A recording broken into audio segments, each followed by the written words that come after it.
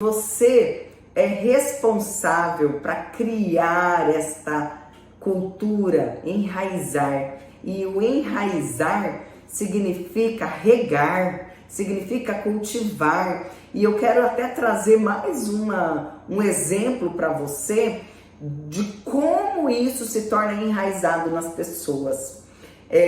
A diferença quando uma pessoa vai fazer o inglês, por exemplo, regular, que ela tem 2 aulas por semana de 1 hora, e faz diferença de uma escola que tem inglês todos os dias. A gente costuma falar aí que é bilíngue, né? E por que tem diferença? Qual é o resultado dessas duas metodologias? A regular, que tem 2 aulas por semana, gera um conhecimento de inglês na pessoa? Sim ou não? Sim. Só que está enraizado, ele consegue fluir de uma forma automática o inglês da mesma forma que o outro método, falando todos os dias, nem que seja 30 minutos por dia. Não é à toa que se tem esses aplicativos que são rápidos, né? Como Duolingo, Calíngua. Quanto tempo você precisa se dedicar por dia para conseguir aumentar o seu nível de inglês? 10 minutos. E nós queremos um tempo suficiente, maravilhoso, para eu conseguir fazer o que precisa ser feito. Outro exemplo comum é você ir para a academia. Todo mundo fala que não adianta você ir lá um dia se acabar na academia e depois não ir mais. É uma construção e a cultura ela precisa dessa construção. Faz sentido isso para você?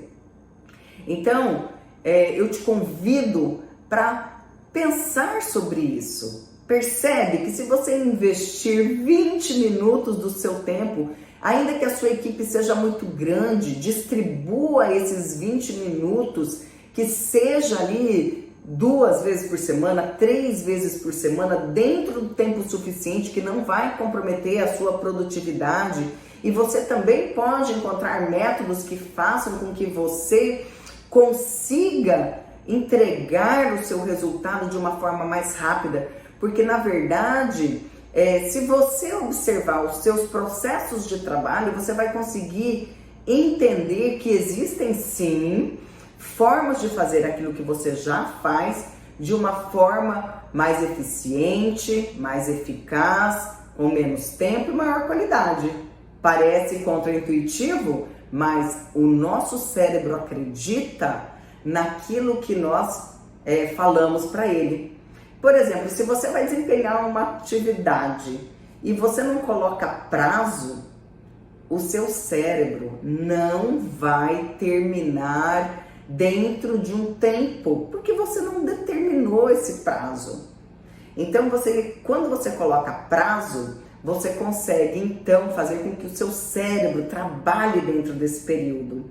E assim você pode já fazer a sua autoliderança para melhorar o tempo dedicado aos seus processos, para criar um tempo para investir na implantação da cultura da empresa, para que você logo em seguida consiga ter um time autorresponsável que executa o seu trabalho sem que você tenha que ficar cobrando o que foi combinado. Percebe? Então esse é o primeiro segredo. Quando você coloca prazo, você consegue então fazer com que o seu cérebro trabalhe dentro desse período. E assim você pode já fazer a sua autoliderança para melhorar o tempo dedicado aos seus processos, para criar um tempo para investir na implantação da cultura da empresa, para que você logo em seguida consiga ter um time autorresponsável que executa o seu trabalho sem que você tenha que ficar cobrando o que foi combinado. Percebe? Então esse é o primeiro segredo. E o que acontece é que muitas vezes nós analisamos o outro, comparamos o outro com aquilo que nós sabemos fazer, com aquilo que é muito fácil, muito óbvio para mim. Então, quando eu não tenho esse relacionamento mais íntimo com a minha equipe, com o meu time, eu suponho que aquilo que é muito fácil para mim, tão óbvio para mim, é também para o meu liderado. E aí eu começo inconscientemente também julgá-lo. Julgá-lo porque ele não dá conta de fazer, mas aquilo é muito óbvio, como que não consegue?